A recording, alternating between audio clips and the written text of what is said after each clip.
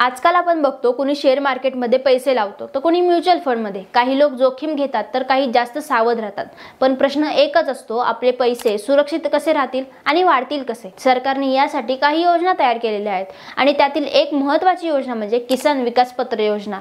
आज आपण या योजनेचं सविस्तर विश्लेषण करू। ही योजना नक्की कशी चालते, कोणासाठी फायदेशीर आहे, समाजाच्या दृष्टीने यातला मोठा फायदा काय आहे आणि सामान्य गुंतवणूकदारांना यात काय लक्ष द्यावं। नमस्कार, मी कृतिका आणि तुम्ही बघत आहात ट्रेंडी गप्पा। किसान विकास पत्र ही पोस्ट ऑफिस मार्फत चालणारी लहान बचत योजना आहे। यात तुम्ही किमान 1000 रुपयांपासून गुंतवणूक सुरू करू शकता। जास्तीत जास्त गुंतवणुकीची कोणतीही मर्यादा नाही। या योजनेवर सध्या 7.5% वार्षिक व्याजदर लागू होतो। योजनेसाठी खासियत म्हणजे 115 महिन्यात म्हणजे सुमारे 9 वर्ष 7 महिने तुमची गुंतवणूक आपोआप दुप्पट होते। म्हणजेच तर कुणी 5 लाख रुपये टाकले तर कालावधी संपल्यानंतर थेट 10 लाख रुपये परत मिळतात। ही योजना फक्त गुंतवणुकीसाठी नाही तर सरकारच्या आर्थिक धोरणाचा भाग आहे। पहिला उद्देश म्हणजे लोकांमध्ये बचतीची सवय लागते।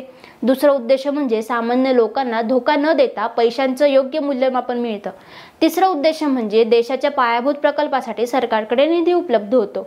आता यामुळे एकाच वेळी जनतेचे पैसे सुरक्षित राहतात, त्यांची संपत्ती वाढते आणि सरकारलाही निधी मिळतो। याला म्हणतात विन विन सिच्युएशन। आता विचार करा, जर तुम्ही शेअर मार्केटमध्ये गुंतवणूक केली तर कधी प्रचंड नफा होईल तर कधी मोठं नुकसान होईल। एफडी मध्ये गुंतवणूक केली तर सुरक्षित आहे आणि व्याजदर कमी असतात। किसान विकास पत्र मात्र या मधला मार्ग आहे।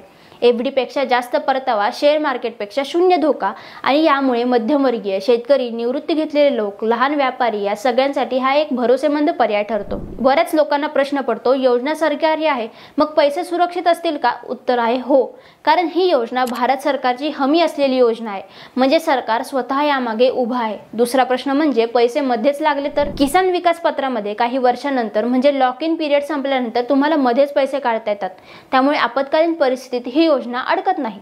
किसान विकास पत्र ही केवळ आर्थिक योजना नाही तर केवळ सामान्य आर्थिक शिस्त देणारी योजना आहे। यामुळे ग्रामीण भागातील लोक जे बँकिंग सिस्टीम पासून दूर आहेत ते गुंतवणुकीच्या प्रवाहात येतात। सुरक्षित गुंतवणूक मिळाल्याने गरीब आणि मध्यमवर्गीय कुटुंबाची आर्थिक स्थैर्यता वाढते, म्हणजे दीर्घकालीन नियोजन, मुलांच्या शिक्षणासाठी, घर बांधण्यासाठी आणि निवृत्तीसाठी निधी तयार होतो। यामुळे आर्थिक सुरक्षितता कमी होते आणि लोक आत्मनिर्भर होतात।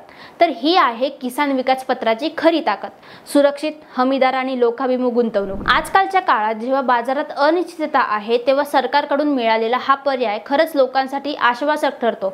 परंतु प्रश्न फक्त एवढाच आहे की तुम्ही जोखीम घ्यायची तयारी ठेवता का, की सुरक्षित, हमीदार गुंतवणुकीला प्राधान्य देता?